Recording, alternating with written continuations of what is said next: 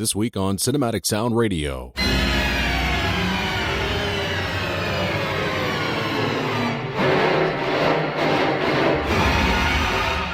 We will be presenting part 2 of our Belated Halloween special. On the program, you'll hear music from 4 films. You'll hear music from the reimagining of Joseph Loduca's score to the 1981 cult classic Evil Dead.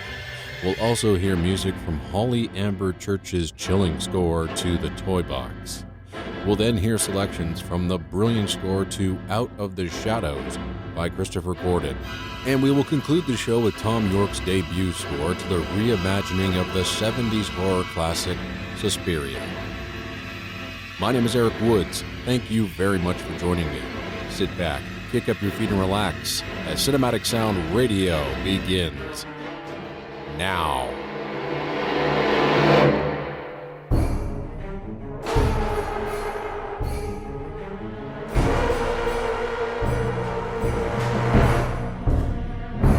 On the air and streaming on the web since 1996, this is Cinematic Sound. Hello, everyone, and welcome to the program. I'm Eric Woods, coming to you from Kitchener, Ontario, Canada. Hello to all of our listeners at Movie Scores and More Radio, cinematicssound.net, and through Apple Podcasts, Spotify, Stitcher, Pocket Casts, TuneIn, Google Play, Radio Public, or wherever great podcasts are found. It is great to have you on board. And if you're listening to this program through Apple Podcasts, then please take the time to rate and review the show. It really helps get the show noticed. And of course, we are syndicated on Movie Scores and More Radio. Check them out at moviescoreradio.com. Up first, we're going to listen to a gem of a release, and one I don't think anyone was anticipating to ever happen.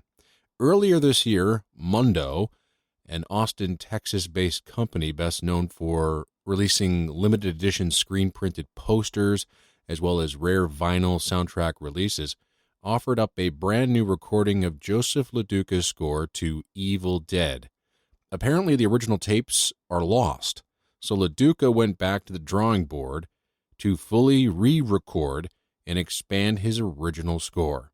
Evil Dead was Loduca's very first film commission, and the trilogy of Evil Dead films essentially launched his career. The original score was recorded with limited resources.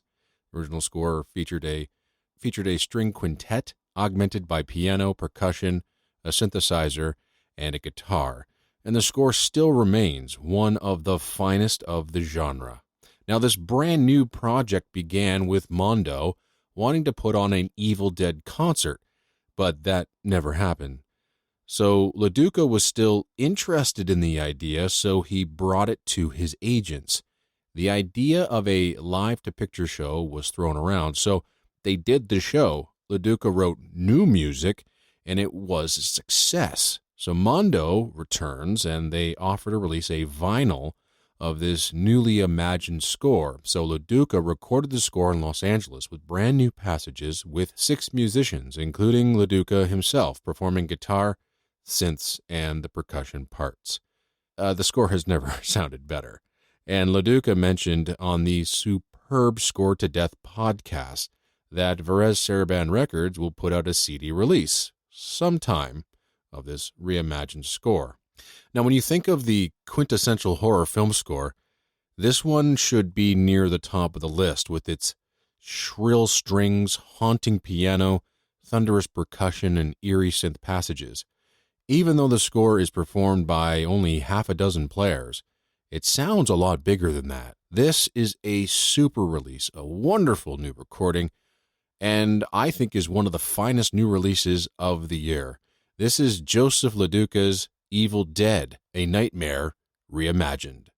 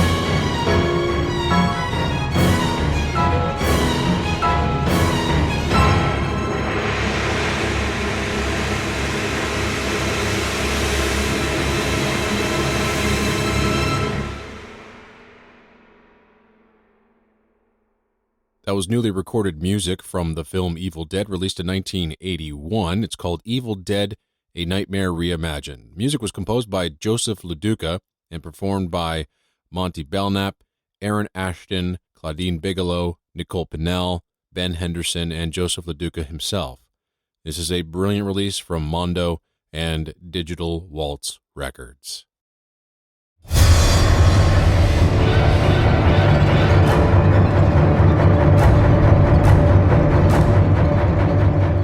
You're listening to the film, television, and video game music radio show, Cinematic Sound. Welcome back. Up next, music from a film called The Toy Box, which was directed by Tom Nagel and was written by Jeff Denton. And the film follows a journey of a cursed RV that ends up lost in the middle of the desert. With passengers including Denise Richards and Misha Burton, the trip was meant to bring together a dysfunctional family. However, after picking up a stranded couple on the side of the road, the RV that they're driving in takes on a mind of its own and it crashes and strands them in the scorching, isolated desert, and all hell pretty much breaks loose. The Toy Box marks composer Holly Amber Church's second feature collaboration with director Tom Nagel. Their first was Ruin Me, also available on Movie Score Media, and was nominated for Best Original Score at the Women in Horror Film Festival in 2017. The score to The Toy Box, in Church's own words, combines atmospheric textures, cinematic orchestral elements, and some old-school 80s synths to capture the feel, characters, and emotions of the film. The Toy Box is filled with a lot of intense action and suspense, some very creepy, unnerving moments, and some heart-wrenching emotional scenes. So she got to write a great balance of music for this film. It's a terrifying score and a great release from Movie Score Media Records. Here now, The Toy Box, with original score composed by Holly Amber Church.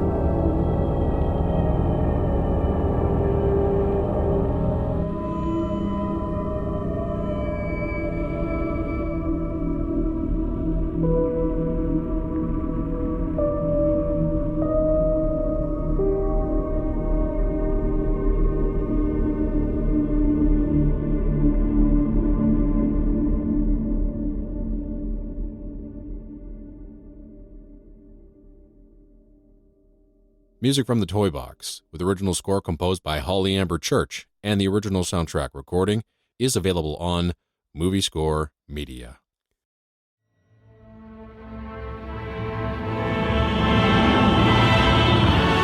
The home for film, television, and video game music since 1996. This is Cinematic Sound.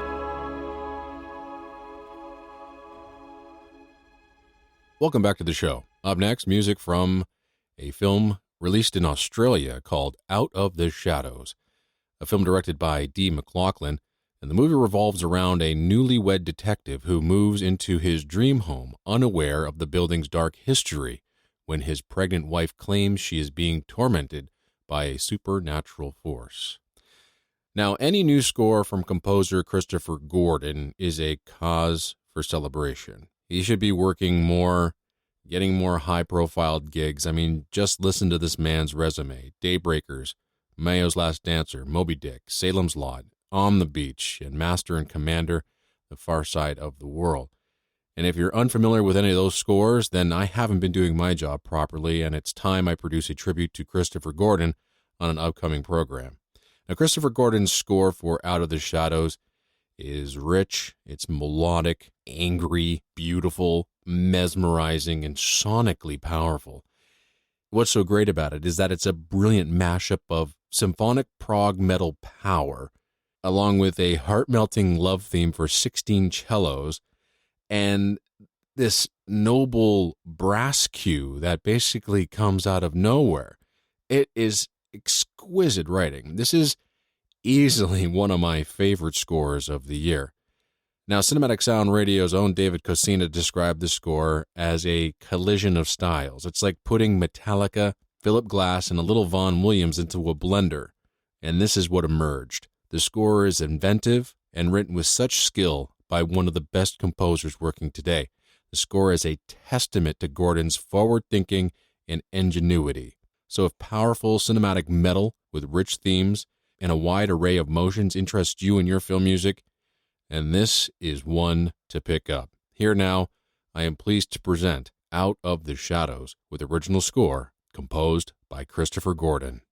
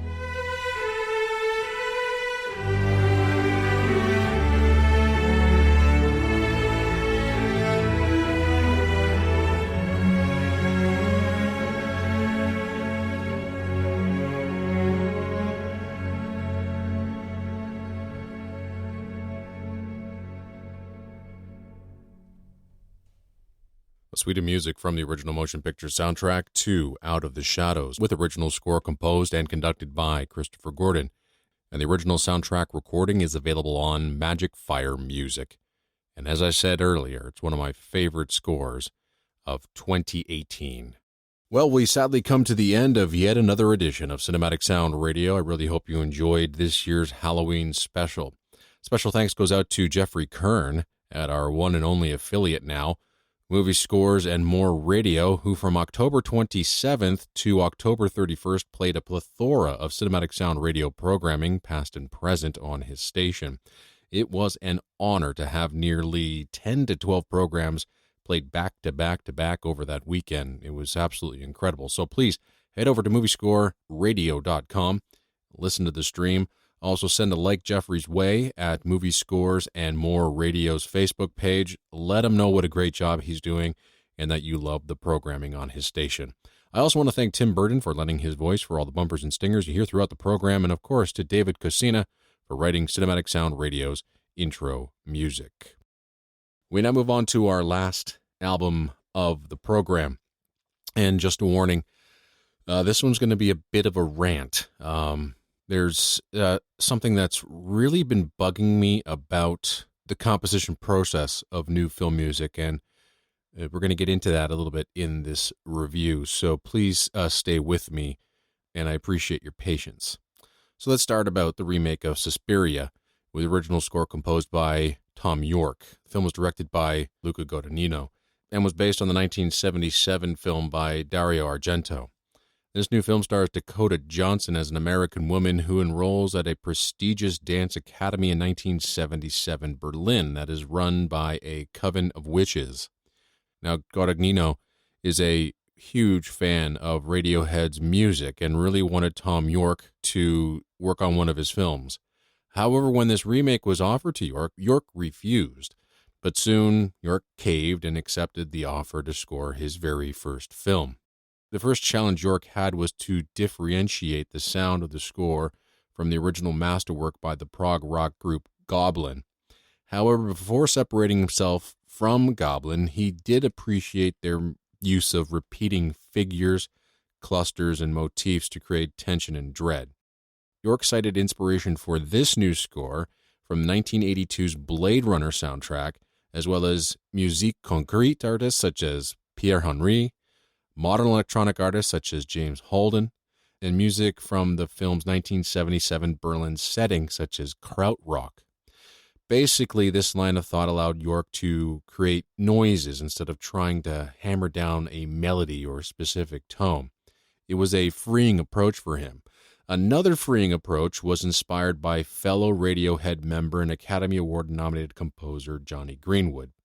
Greenwood advised Yorke to work away from the picture, avoid it at all costs. This would allow Yorke to write his impressions of what was needed instead of being a slave to the picture. It's a very controversial approach. It's not anything new, but it's becoming this trend in modern film scoring. Now, I discussed this topic on my Best of the Past 10 Years show when I was talking about Jupiter Ascending. Many new composers, especially from the rock pop world, are taking this approach to film scoring. Greenwood, Levi, Reznor, Ross, Zimmer, etc. There are many composers that are basically trying to eliminate the film and just write, I would say, hours of music and then hoping that it works once they hand it over to the director. This is a concerning trend, in my opinion. It's been a long-standing tradition, for the lack of a better word, or words, for a composer to score to picture, not to be a slave to it. And I'm not saying that scoring to each and every second of the film is a good idea either, because that could be creatively defeating. However, by not scoring to the film and composing a good majority of the score before the film is done, this could be the demise of musical storytelling due to the fact that these composers are writing, as I said, hours and hours of random material with no real home until the director finally gets his hands on the music after the edit and then starts needle dropping the music into his film, hoping that it works. Look, there really isn't a right way to write film music. However, with my experience working on various video projects and films and things of that sort and working with composers, I can tell you that my preference would be for a composer to see the film and write to the film. The reason I say that is because without seeing my intentions as a director and seeing the edited images together, the pace of the story, how the scenes come together, actors' reactions, whether to dialogue or certain actions on screens, various things of that sort, I don't think the composer truly understands what is needed until they see the images that I have shot come together and are being told as the story as seen through my eyes. Those things that I mentioned are the little things that composers can pick up and enhance with their music. Without seeing the film or understanding the structure of the film in its almost complete form, I don't see how a composer can clearly and honestly comment and or provide the right music and emotions that I need to help tell my story.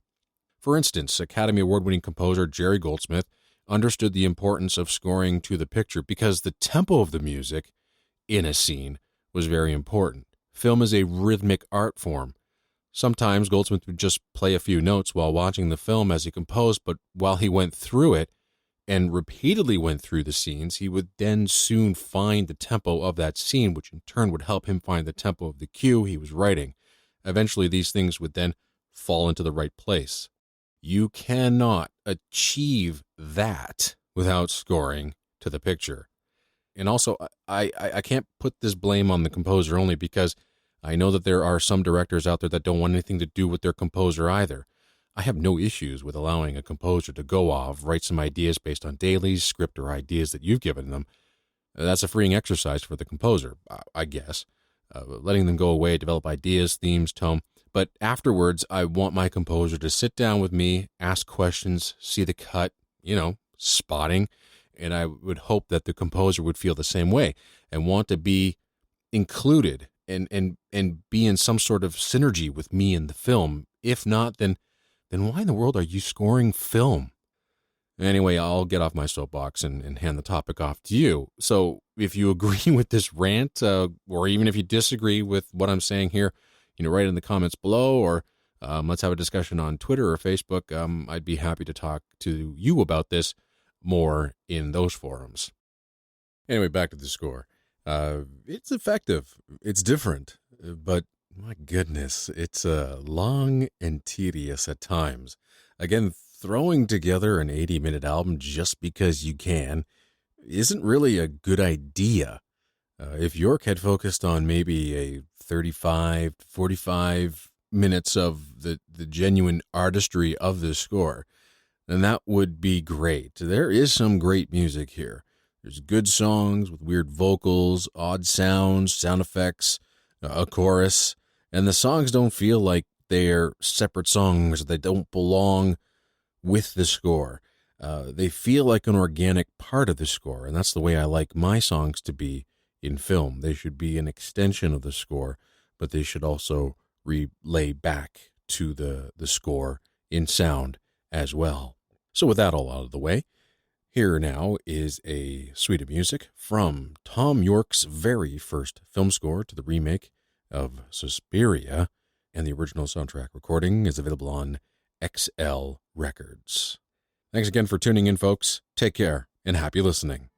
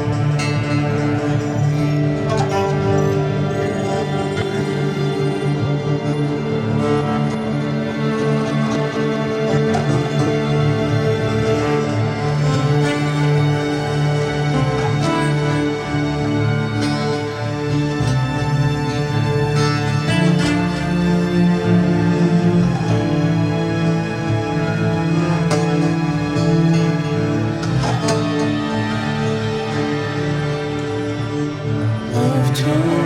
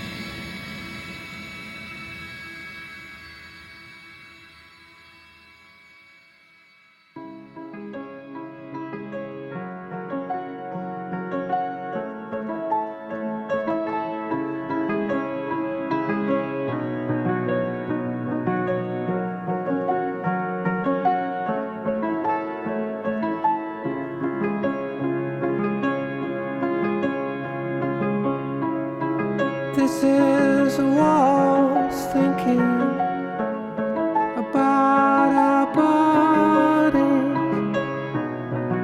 what they mean for our salvation,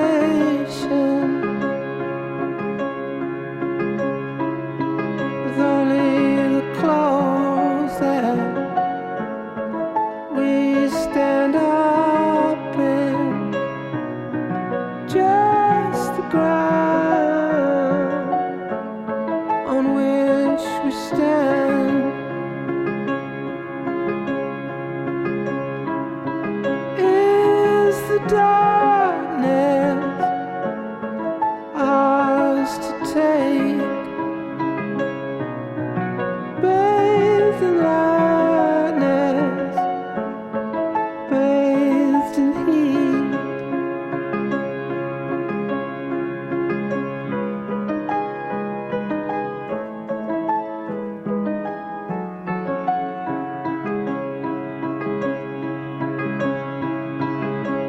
All is well as long as we keep spinning. Here and now, dancing behind the wall, and the old songs and laughter we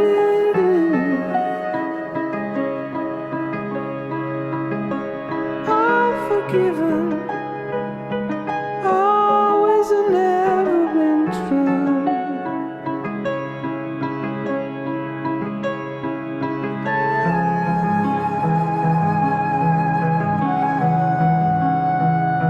When I arrive, will you come and find me,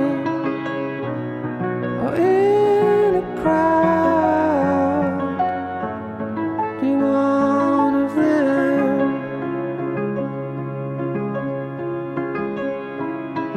No, the ones are back beside her. No tomorrows at peace.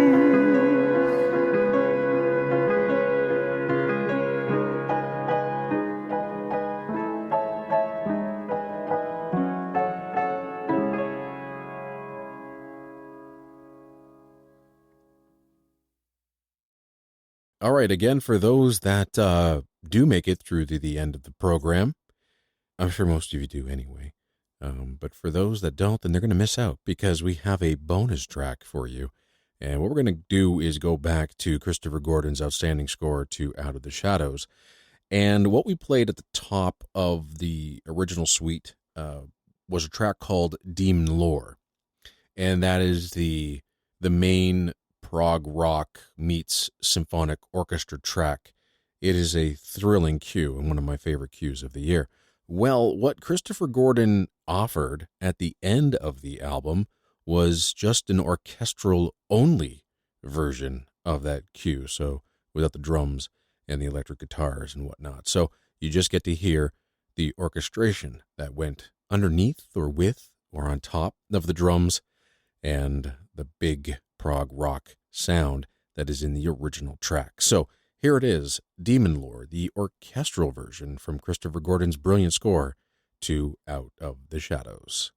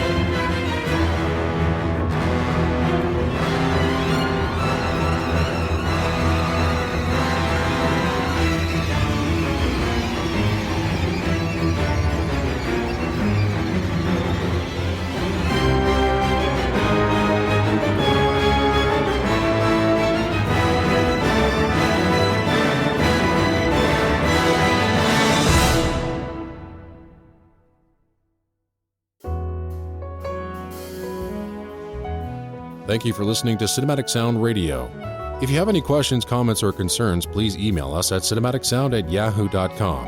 Don't forget to check us out at cinematicsound.net on the web, Cinsound Radio on Twitter, and Cinematic Sound on Facebook. And if you listen to us on Apple Podcasts, please take a moment right now to rate and review the show. It really helps get the show noticed. And don't forget to tell all your friends about the program as well. We really appreciate the support. And please check out our affiliate at Movie Score and More Radio at moviescoreradio.com.